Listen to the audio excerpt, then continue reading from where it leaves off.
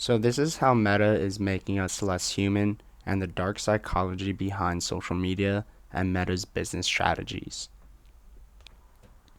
So, one of the most important factors about Meta's business model is that it creates a network effect. And this factor sets the grounds to why exactly Meta is so unstoppable. What a network effect means is that the more people use it, the more value the product brings. And obviously, today, everyone around me uses these social media products more now than ever. And the scale of their business is so big to the point where it makes it feel like I'm sort of at a disadvantage or missing out on something if I don't use these apps. And Meta is not about connecting people anymore, it's about keeping you engaged no matter the cost. Back in the day, Instagram and Facebook used to be great and honestly really fun to use. Now it's something that's physically hard to escape. I wake up and I'm already reaching for my phone before I even got out of bed. And I know I'm not alone. Probably billions do the same as well, instantly craving for Meta's universe. And its algorithm has evolved into a sophisticated engine that don't just show us what we want, they show us what will keep us coming back for more. Take the concept of social proof. When you see a post with thousands of likes or a trending hashtag, you're more likely to engage. It's a digital herd mentality. It's like Meta is transforming us into sheep, and they know exactly how to trigger it. By analyzing your behavior, what you click, or who you follow, even how long you linger on a post, Meta can predict what exactly you'll do next. This isn't just marketing, it's behavioral engineering. On top of that, add in the fear of missing out, driven by stories and disappearing content, and that's a recipe for compulsive, almost addictive use.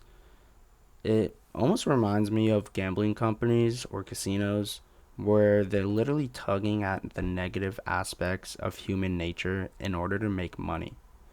It's honestly wild looking at it because Meta has shifted the business model where attention is their main product and it's no longer a tool to connect with friends.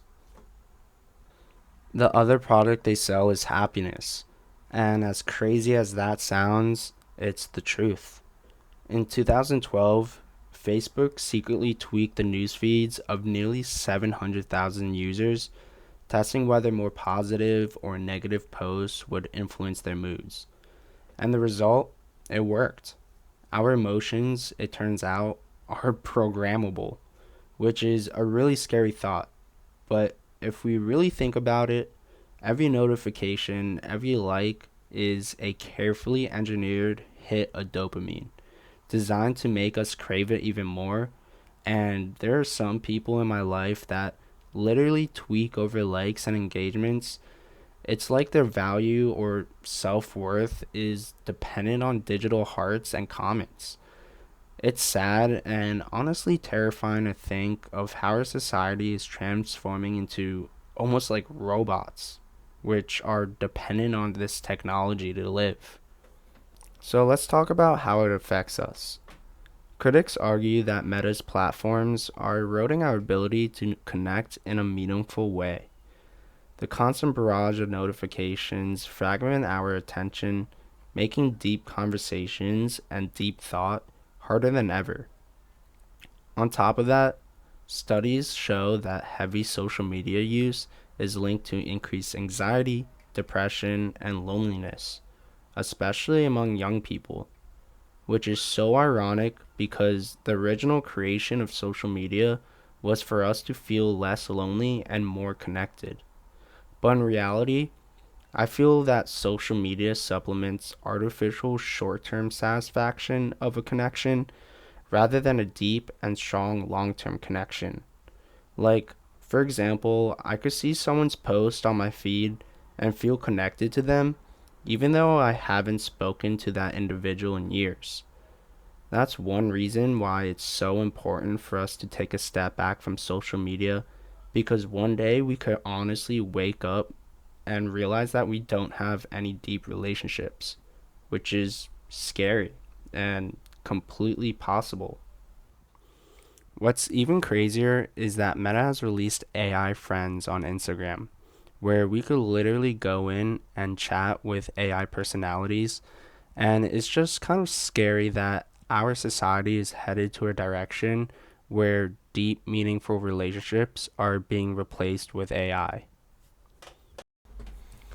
What makes things worse is the algorithm often amplifies outrage and division because anger and controversy drives engagement. This is why rage baiting is even a thing now, where some viral posts are purposely trying to get a reaction out of people. In chasing clicks and shares, Meta's platform can polarize communities and undermine empathy, and our brains adapt to this new normal, rewiring themselves for a quick hit of validation and outrage, rather than reflection and understanding. In the process, we are risking losing what makes us human, our capacity for empathy, curiosity, and real connection. Taking a step back, I honestly understand why it's so hard for society to acknowledge how bad social media is because it's just so integrated in today's society. But we need to understand that it's designed like that. The more you engage, the more data Meta collects, and the more precisely they can target you. It's a constant feedback loop that blurs the line between persuasion and manipulation. Especially with a whole society taking part in social media, its impact on our lives continue to compound as people continue to use it more and more. That's what makes this business model so dangerous for our society.